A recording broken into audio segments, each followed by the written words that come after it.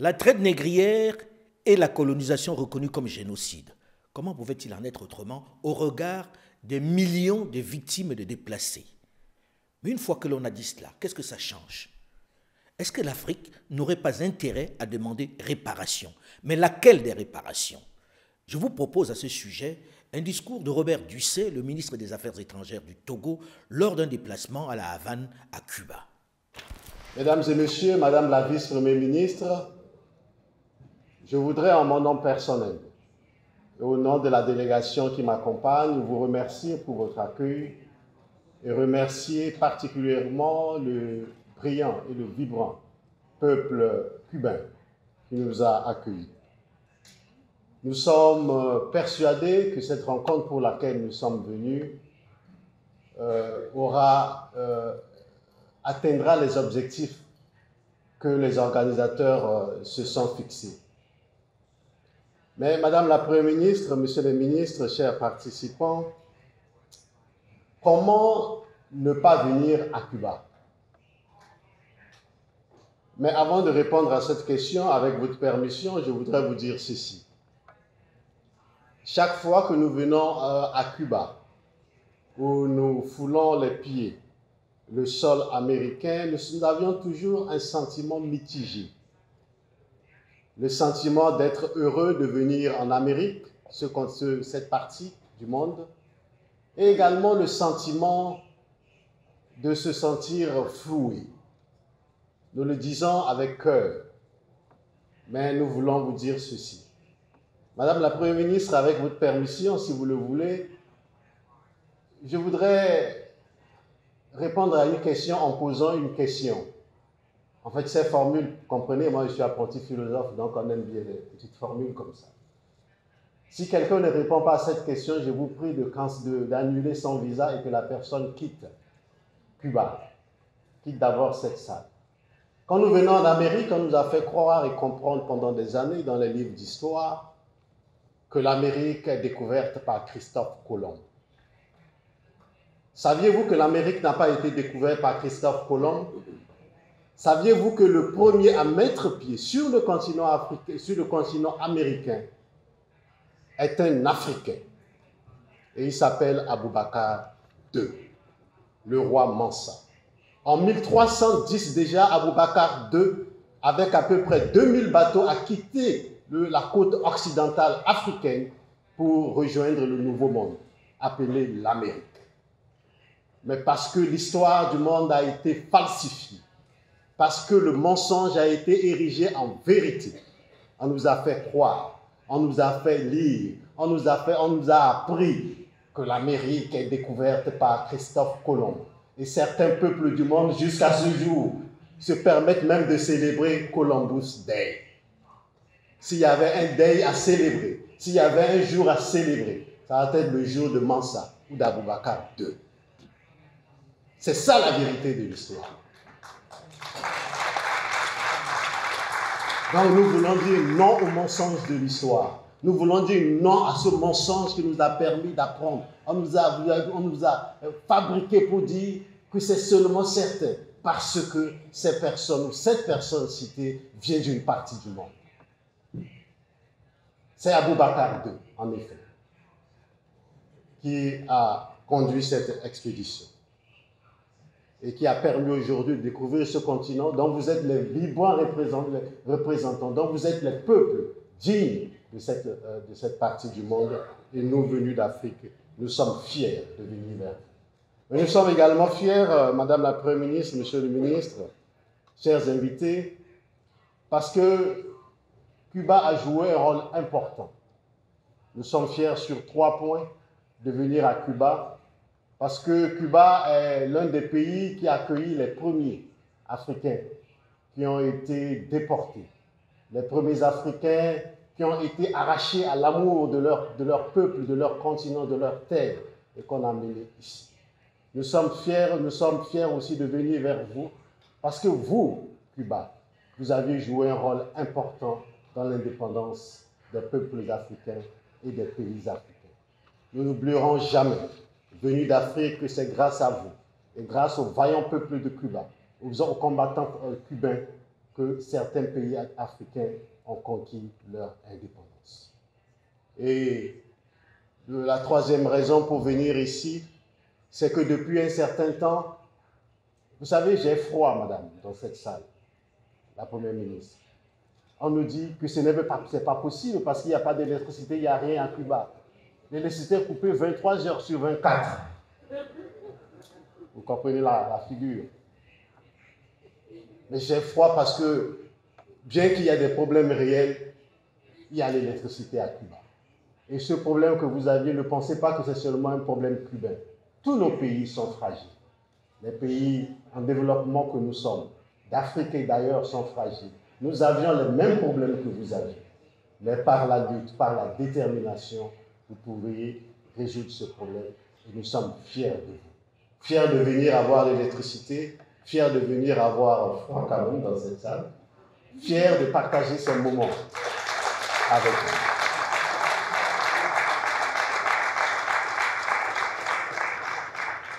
Madame la Première ministre, Monsieur le ministre, l'Afrique et sa diaspora, y compris les afro-descendants, ont payé un lourd tribut à l'histoire.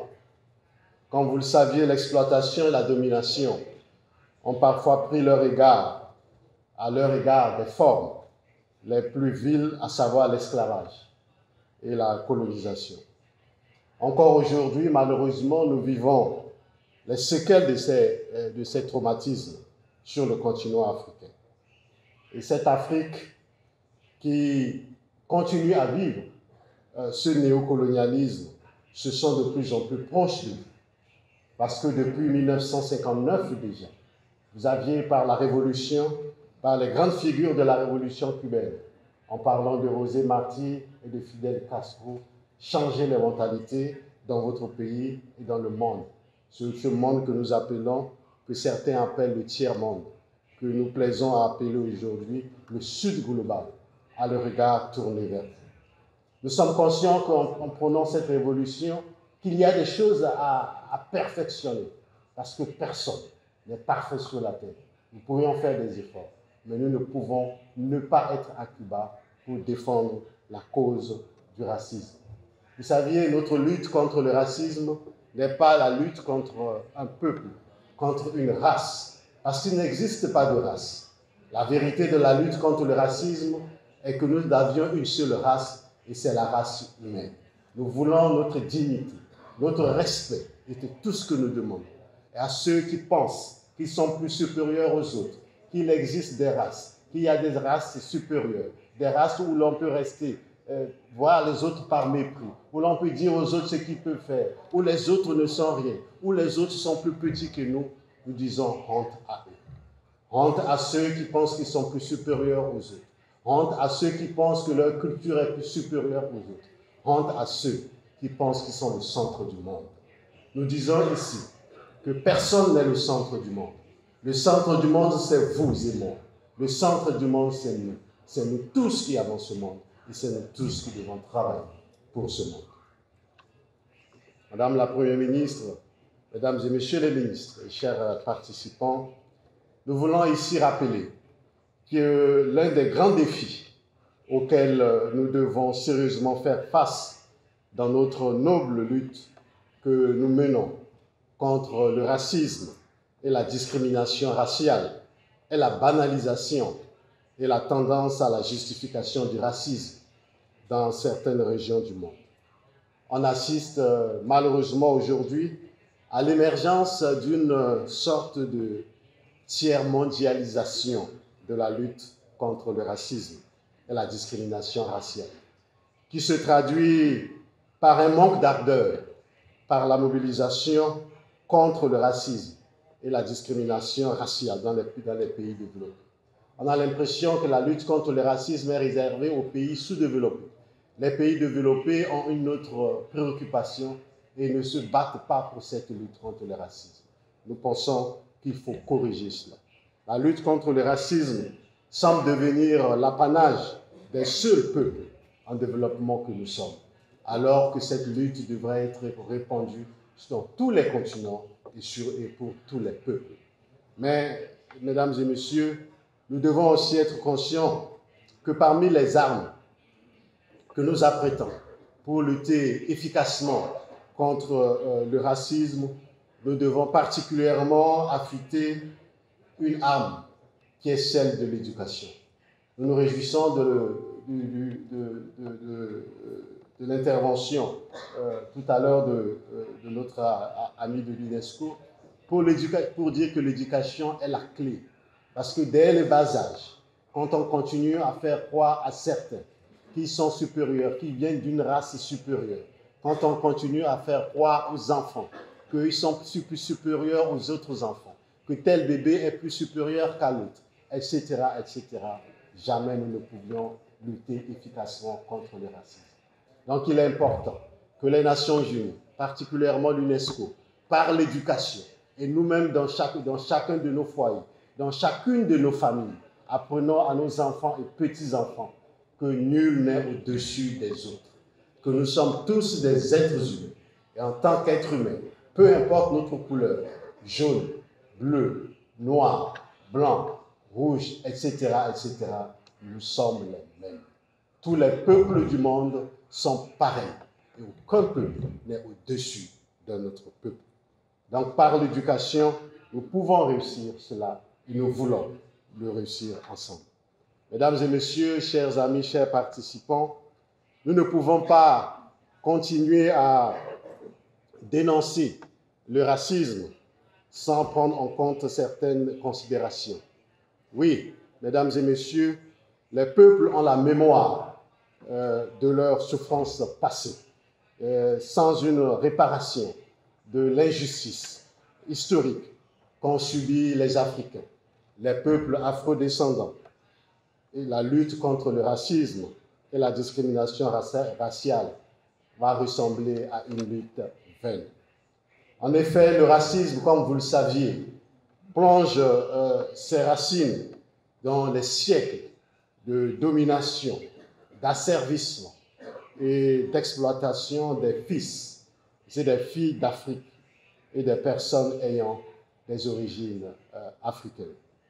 Le fait que cette injustice historique ne soit pas encore reconnue à sa juste mesure et réparée finit par asseoir dans l'inconscient, malheureusement collectif, que certaines choses ou certaines considérations liées à la race ou au passé peuvent ne pas être justifiées. Les crimes commis contre d'autres peuples ont été réparés. Pourquoi pas ceux commis contre les peuples africains? Pourquoi parfois avons-nous peur de dire ce qu'il faut dire et au moment venu? Pourquoi les crimes commis contre certains peuples sont considérés comme un génocide? Nous parlons de l'Holocauste, du génocide. Et pourquoi sommes-nous incapables de dire que les crimes commis contre les peuples africains, que la déportation, l'esclavage est un génocide? Nous devons avoir le courage de dire et de mettre dans nos dictionnaires, d'apprendre à nos enfants et petits-enfants que l'esclavage contre les peuples noirs d'Afrique, que l'esclavage contre les peuples africains est un génocide. Et ce génocide doit un jour être reconnu par les Nations Unies. Chers représentants des Nations Unies,